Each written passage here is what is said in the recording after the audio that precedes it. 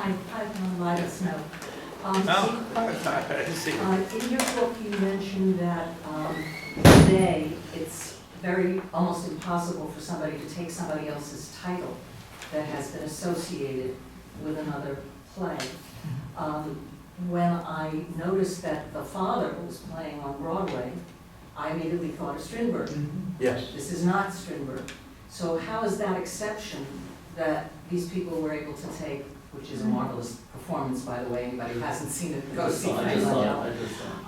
But how were they able to take that title, given that it's associated with the Strindberg play? Well, this is from a legal point of view, a very difficult subject because, yes, The Father is a Strindberg play, and this new play is called The Father. Well, first of all, the Strindberg play is not protected by copyright anymore. I had a feeling. So that, even though titles are not copyrightable, that would affect, to some degree, how much a court would give protection to Strindberg. So that's one factor, because you got to look at a bunch of factors. The second factor is,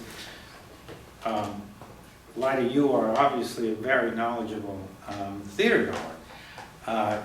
The Father by Strindberg is not a household word, even among theater people.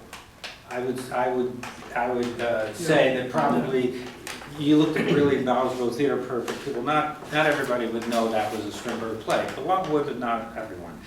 But if so, the court or a judge would look at the public at large.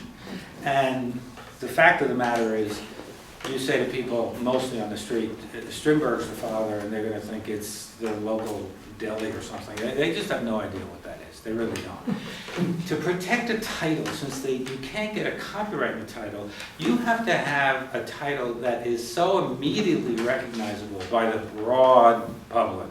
Immediately recognizable. So if I say Gone with the Wind, everybody here, and most people that walking down the street, and people in the restaurant down there, they're all going to say Margaret Mitchell's book, or they're going to say the famous movie.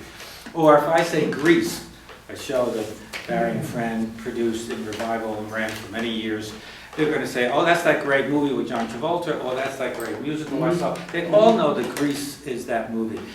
You can't compare, or The Sound of Music, oh, well, that's Julie Andrews, and that's such, and that's Rodgers and Hammerstein. You take those names, those titles, you can't do a play or a musical with those names because people would immediately think it's the other one. And you're then trading off. If I want to do a show now called Grease and it has nothing to do with the original, I'm trading off on this popularity of the show that Barry and Leonard, and that's, you can't do. And if I did a play tomorrow called The Sound of Music, I'm trading off. And it's not fair. It's called unfair competition. But The Father, nobody really believes they're seeing Strindberg, except maybe some people, and they'll look at it and say, oh, well, this is not the Strindberg show. It's a complicated legal issue, but it's one that you have to address if you want to use a title that's somewhat known, very well known, or not known at all. And I related it to The Elephant Man, as you know, because on The Elephant Man, after my clients did The Elephant Man on Broadway, it was a huge success, and even today it's had 2 revivals. People hear the words The Elephant Man, they think of the play. And Mel Brooks came around 4 years after the play won just about every award and produced a movie called The Elephant Man that had nothing to do with the play. So we sued even though it was about the same man, it wasn't the play that was on Broadway. He had a different screenplay written. And we sued him and said, you're trading off, it's unfair. You're trying to rip us off now, it's not fair. You want to do it about this man? Fine, but do it about with some other title. What happened? We settled. But did he keep the title? Yes, but if you look in my book on something, we have a poster of it. There's a box on every poster that says, not the Broadway play by Bernard. That was one of the parts of the settlement. And he got to release it, and he paid some money, of course. I can't tell you the rest of it, because that was confidential. Mel has enough. Yeah. He could give you more. No, I was just going to say, tell the Elephant Man. Oh, yeah. So, and that's a very interesting story, because if the Elephant Man was known before the play here, Suppose everybody knew who the Elephant Man What was. about the film with John Hurt? Wasn't that in the 70s? What's that? Black and white, John Hurt, the Elephant Man? That's the Mel Brooks movie. That's the Mel Brooks movie. No, it's a very serious drama with, Mel Brooks.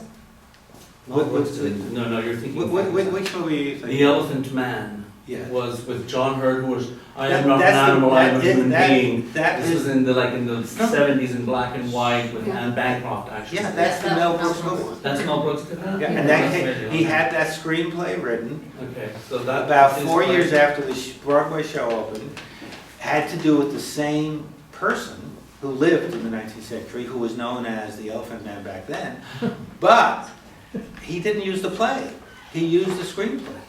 He just wrote a whole new screenplay. Oh, wow. And we claim that that wasn't fair, because people thought they were seeing Bernard Pomerantz's play. When did the first play come out then? When did it premiere? So, let's see. 1979. There you go, there's our Very knowledgeable. Tony win for best play. And one best Very player. knowledgeable. Very good. Thank you. I should.